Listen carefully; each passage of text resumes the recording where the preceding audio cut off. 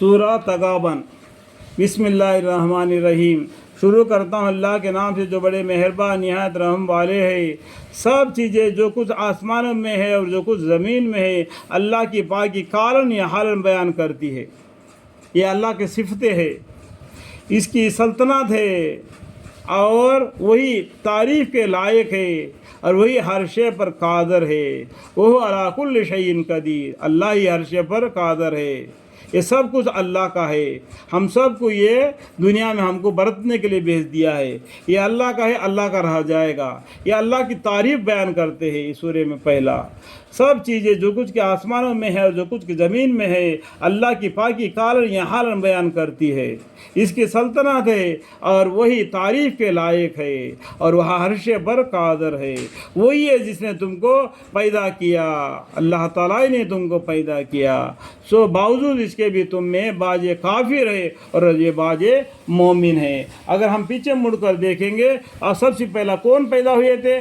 آدم علیہ السلام پیدا ہوئے تھے۔ ان سے نسل پیدا ہو گیا تو وہ کون ہے؟ مسلمان ہیں۔ اور دنیا میں آ کے جو کافر بن گیا تو اپنے کفر کی وجہ سے بن گیا۔ قیامت کے دن اس کا حساب اس کو دینا پڑے گا۔ اللہ تعالیٰ تمہارے اعمال ایمانیہ اور کفریہ کو دیکھ رہا ہے۔ یہ اس نے آسمان اور زمین کو ٹھیک طور پر پیدا کیا اور تمہارا نقشہ بنایا، سو عمدہ نقشہ بنایا۔ دیکھو اللہ تعالیٰ نے تمہارا نقشہ بنایا کہاں پر؟ ماں کے پیٹ میں۔ کیسا نقشہ بنایا؟ عمدہ نقشہ بنایا۔ دیکھو اپنا صورت شکل دیکھو، عورتوں کا دیکھو، مردمانے کا دیکھو، کیسا صورت بنا دیا، عمدہ نقشہ بنا دیا۔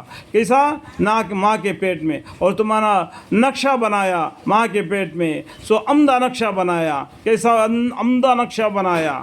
ایسا عمدہ نقشہ یہ لوگ بھی بناتے ہیں لیکن اس کے اندر جان نہیں ڈال سکتے، لیکن اللہ تعالیٰ وہ نقشے کے اندر جان ڈال دیتا ہے جس سے وہ جی اڑتا ہے، اور اس کے پاس سب کو لوٹنا ہے۔ کل قیامت کے دن سب اس کے پاس لوٹنا ہے اور اس کو حساب دینا پڑے گا۔ اور سب چیزوں کو جانتا ہے جو آسمان اور زمین میں ہے، اور سب چیزوں کو جانتا ہے جو تم پوشیدہ کرتے ہو اور جو اعلانیہ کرتے ہو۔ اللہ تعالیٰ دلوں تک کی باتوں کو جاننے والا ہے۔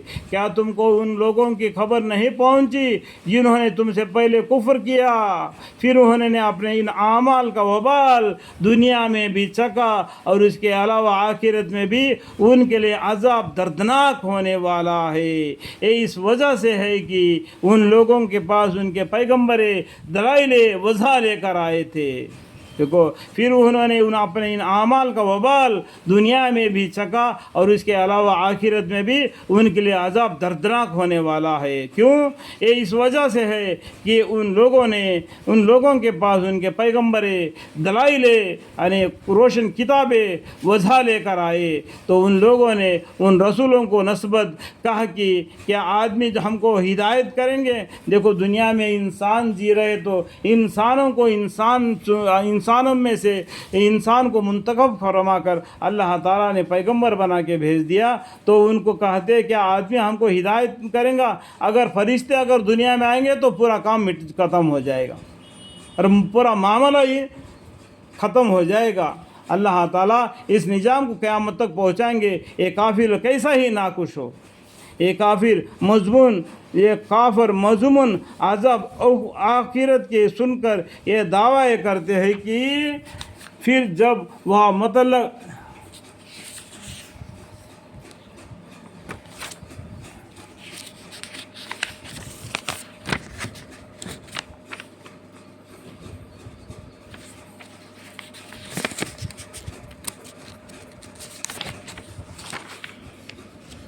اور ان میں ایسو استغفار کے تکبر کرتے ہوئے رخ کرتے ہیں۔ تغابن۔